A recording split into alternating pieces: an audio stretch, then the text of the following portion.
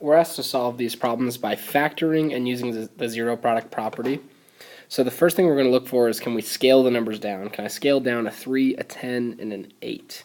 And none of those have a greatest common factor other than 1, so we're going to start off as we are. We're going to put our 3x squared in the top left of our box, our negative 8 in the bottom right.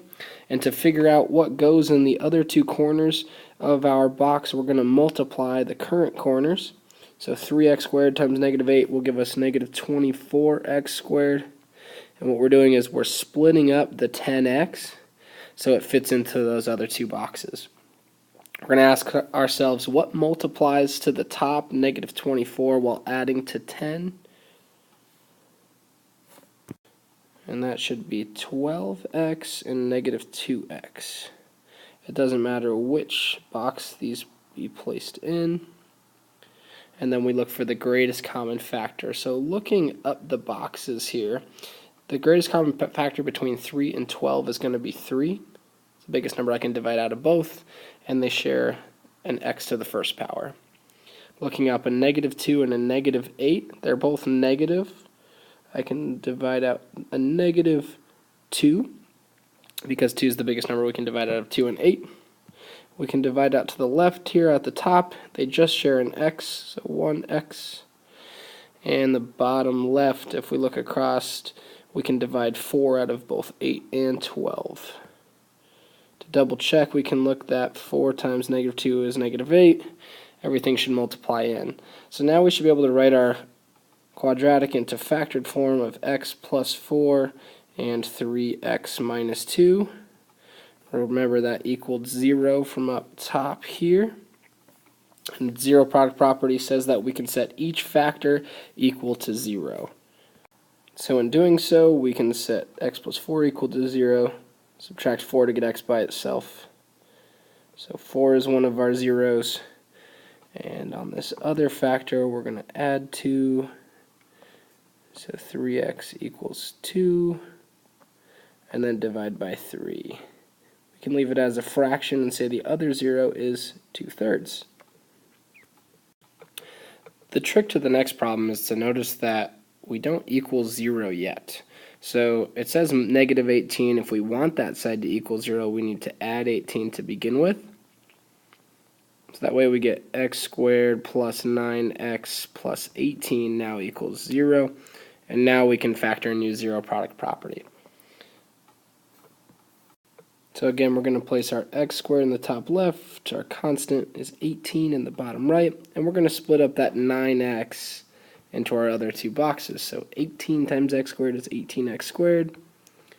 Ask ourselves, what multiplies to 18 while adding to 9, and we should get 6x and 3x. Whenever we have 1x squared, we should be able to write x and x to get 1x squared, and the coefficient is 3 on the top left and 6 on the bottom right to see that 6 times 3 is 18. Our factors are then x plus 3 and x plus 6 set equal to 0. If we solve those, x is going to equal negative 3 for one of our zeros, or negative 6 for our other 0. Now, if you recall, the directions said look for a greatest common factor to start. So if we look at 7 and 14, the greatest common factor of 7 and 14 is 7, and both terms share an x to the first power. So what we're going to do is we're going to use the distributive property but backwards to say 7x times x is 7x squared, and 7x times 2 is 14x. Now we actually have both factors because none are quadratics anymore. We can set each factor equal to 0 and solve for x. So our two solutions will come from these two factors. Subtracting 2 will give one of our solutions as negative 2, and our other solution as 0, because 0 divided by 7 is 0. Letter D is just like letter B, where we don't equal 0 yet, so we have to subtract 5x to both sides to get 0 on the right side here. There are no like terms for x, so we need to write 2x squared minus 5x plus 3 if we're in standard form. Now to get to factored form, we're going to place this in the box and diamond. 2x squared goes in the top left, 3 goes in the bottom right, and we're going to split up the negative 5x into 6x squared. And the two factors are negative 2x and negative 3x to multiply to positive 6 and add to negative 5. So we're going to place that into our box. And we're going to look to factor up the left side. Both terms have a 2 and an x. Both of these terms have a 3, so we're going to use negative 3 because this term is negative. To the left, they share an x, and we get negative 1 because that term is also negative. Our two factors are then x minus 1 and 2x minus 3 set equal to 0.